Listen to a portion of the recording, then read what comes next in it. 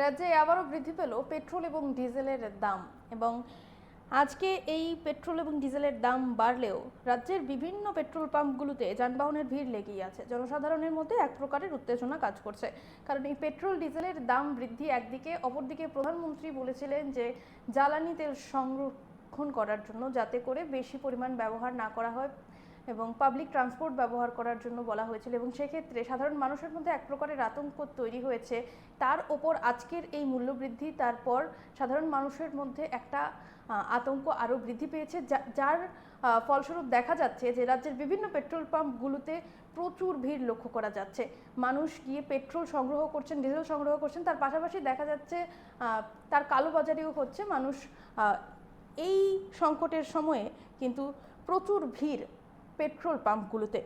আজকে পেট্রোল প্রতি লিটারে বেড়েছে 3 টাকা 4 পয়সা, তাতে এখন পেট্রোলের মূল্য দাঁড়িয়েছে 100 টাকা 54 পয়সা এবং ডিজেলের দাম বেড়েছে প্রতি লিটারে 2 টাকা 91 পয়সা। এখন ডিজেলের মূল্য হচ্ছে 89 টাকা 44 পয়সা।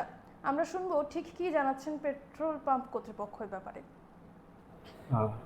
আজকে মধ্যরাত্র থেকে পেট্রোলের রেট বাড়ছে, পেট্রোল ডিজেল বাড়ে। কেন পেট্রোল বর্তমান রেট হচ্ছে 100 টাকা 54 পয়সা, ডিজেল বেড়ে হচ্ছে 89 টাকা 44 পয়সা। পেট্রোল আগে ছিল 97 টাকা 50, তাহলে 3 টাকা 4 পয়সা বাড়ছে পেট্রোল। আর ডিজেল ছিল 83 টাকা 53 আগের, তো এটা বেড়ে হচ্ছে 2 টাকা 51 পয়সা। পেট্রোল কত বেড়েছে? 3 টাকা 4 পয়সা। আর ডিজেল 2 টাকা 91 পয়সা।